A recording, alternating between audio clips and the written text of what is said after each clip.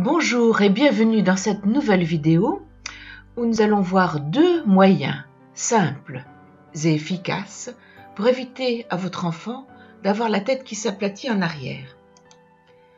C'est une pathologie que l'on voit souvent qui apparaît dès les premiers mois de la vie. Je suis le docteur Schmitt de la Brélie, j'exerce à Bourges et je vais vous expliquer les mécanismes de cette tête qui s'aplatit.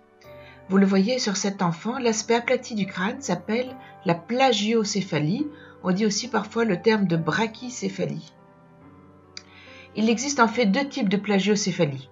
Celle dont nous allons parler, c'est la plagiocéphalie positionnelle, qui est liée donc à l'aplatissement de la tête parce que l'enfant est sur le dos, et elle se développe progressivement dans les premières semaines de vie. Elle touche souvent les enfants. Une autre plagiocéphalie est beaucoup plus exceptionnelle, elle est organique, elle s'appelle la craniosténose, elle est liée à la fermeture prématurée d'une suture crânienne. Elle touche moins de 5 pour 1000 naissances. Ce qui se passe, c'est que le crâne est formé de plusieurs pièces osseuses qui sont reliées entre elles par des sutures. Et entre chaque suture, vous voyez les fontanelles, il y en a une devant, qu'on appelle la fontanelle antérieure, et une autre à l'arrière qui est beaucoup plus petite. Les os du crâne se déforment lors de l'accouchement et progressivement lorsque le cerveau grossit. Le volume du cerveau double à 6 mois, triple à 2 ans. Et ces sutures très lâches à la naissance confèrent ainsi au crâne une grande plasticité.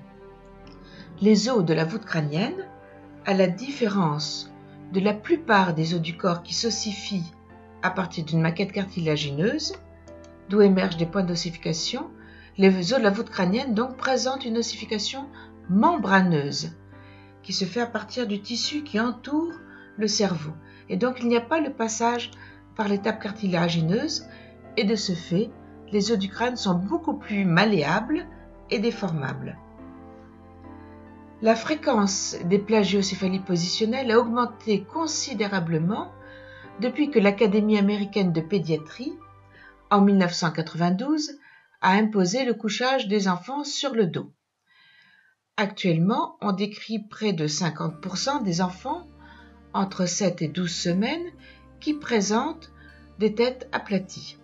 Cette fréquence, heureusement, va diminuer pour n'être plus qu'à 3% à l'âge de 2 ans. Mais souvenons-nous que 3%, ça représente quand même 24 000 naissances en France. Le mécanisme est lié au fait que le crâne du bébé, trop longtemps placé en appui postérieur, finit par s'aplatir. Comme vous le voyez sur la photo de droite, cette déformation du crâne entraîne une modification de l'emplacement des oreilles et nous allons le voir, des reliefs de la face et des yeux. C'est ainsi sur ce schéma que l'on voit que la bosse frontale droite et l'oreille droite sont poussées en avant et que par contre l'occiput, la partie arrière du crâne, est aplatie. On donne plusieurs appellations.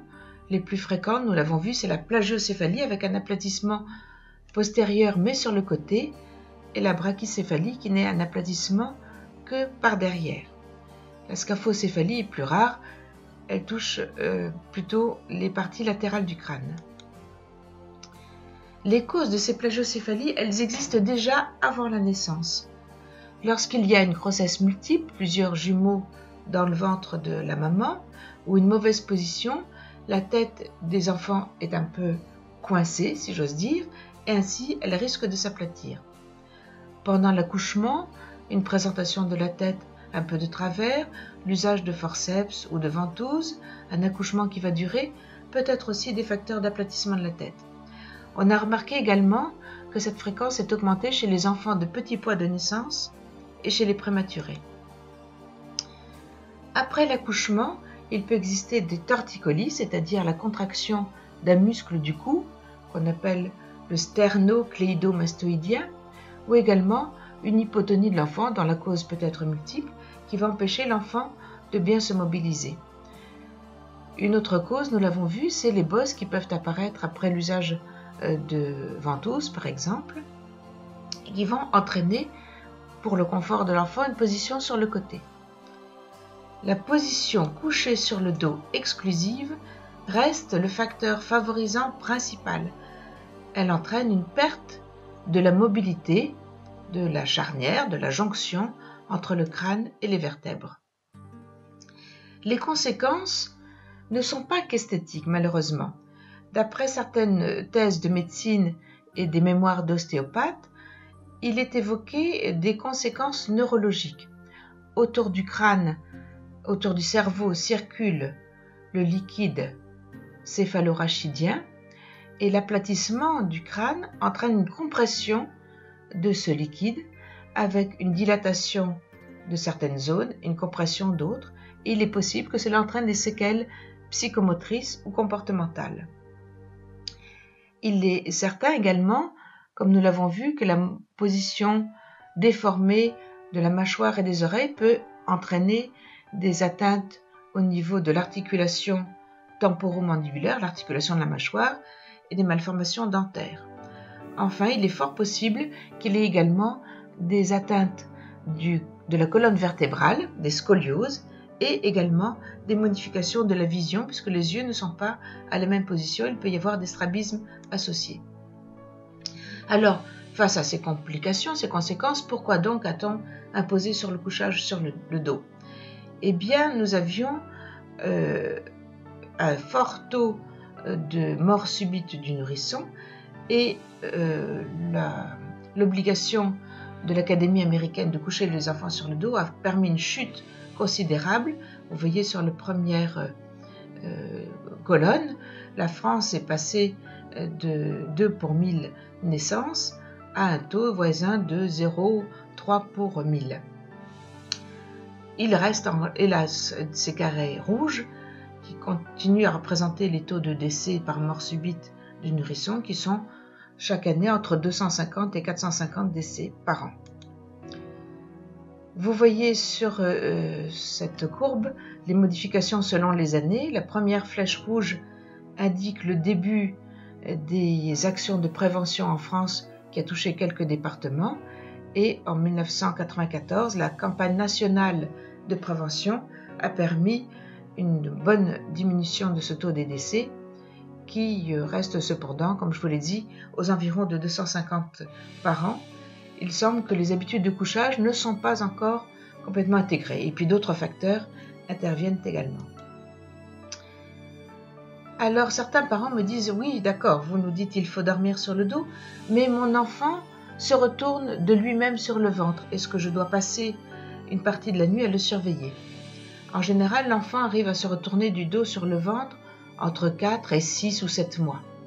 À cet âge-là, s'il est assez tonique pour se retourner, on peut penser qu'il sera suffisamment costaud pour pouvoir soulever sa tête pour ne pas s'asphyxier. Le risque de mort subite, vous le voyez sur cette courbe de droite, est maximal dans les 23 premières semaines de vie. On peut donc penser qu'aux environs de 6 mois, le risque d'être sur le ventre est plus faible. En tout cas, il convient d'éviter les autres facteurs de risque qui sont essentiellement le partage du lit avec une autre personne, souvent avec un des parents. Les autres facteurs de risque, c'est la pièce trop confinée ou trop chauffée, l'encombrement du lit avec des objets, des doudous ou des tours de lit qui peuvent tomber sur la tête de l'enfant et l'empêcher de respirer, et le tabagisme des parents. Alors comment éviter l'aplatissement de la tête pour un enfant qui dort sur le dos? Eh bien, comme je vous ai dit, il y a 2 moyens efficaces, l'un qui est de l'éviter pendant le sommeil de l'enfant et l'autre pendant son éveil. Pour ça, il faut que l'enfant bouge. L'enfant doit pouvoir se mobiliser, aussi bien quand il dort que quand il est éveillé. Il faut donc éviter tous les réducteurs de mobilité, tous ces merveilleux matelas qu'on appelle coucounants ou à mémoire de forme, où la tête est calée et ne bouge plus.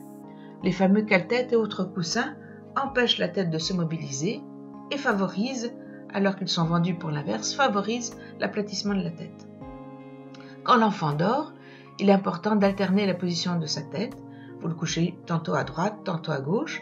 Pour cela, on peut également modifier la position de son lit ou la position de l'enfant dans son lit Souvent l'enfant aime regarder vers la lumière, donc orienter sa position dans son lit pour que une nuit la lumière de sa chambre vienne sur la gauche et une autre fois vienne sur la droite.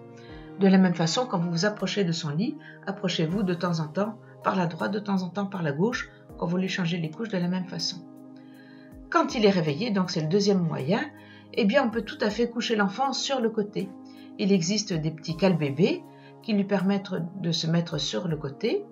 Et puis dans la journée, vous pouvez le mettre plusieurs fois sur le ventre quand il est à côté de vous et quand vous pouvez le surveiller. Pensez aussi à limiter le temps dans le siège auto. Une fois que l'enfant est sorti de la voiture, il n'y a aucune raison qu'il reste dans son siège auto ou dans sa nacelle.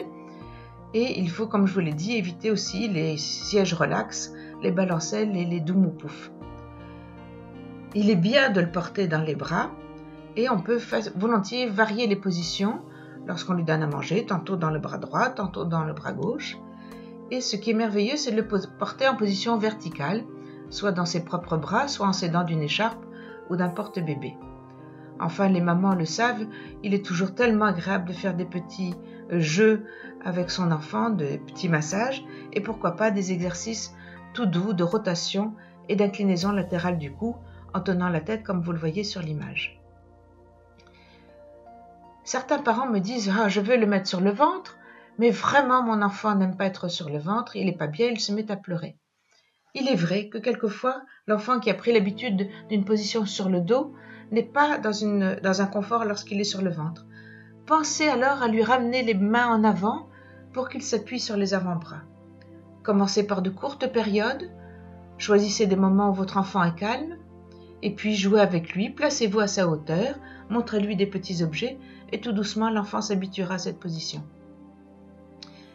Lorsque vraiment la tête continue à être plate et que les mois passent, il existe donc, comme je vous ai dit, ces coussins de positionnement latéraux que je vous ai montrés. Et puis, on peut aider également par des séances de kinésithérapie et d'ostéopathie pour limiter les contractions des muscles du cou.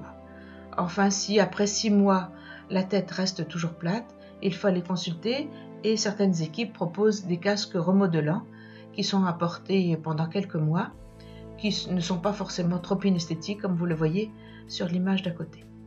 Pour moi, je retiens une phrase simple et qui vous permettra d'y penser. Un enfant dort sur le dos mais doit dormir dans une position où il peut bouger la tête et il joue sur le ventre. Je vous remercie, à bientôt, et si vous avez apprécié cette vidéo, n'hésitez pas à cliquer sur la partie que vous aimez ou laisser un commentaire. Merci.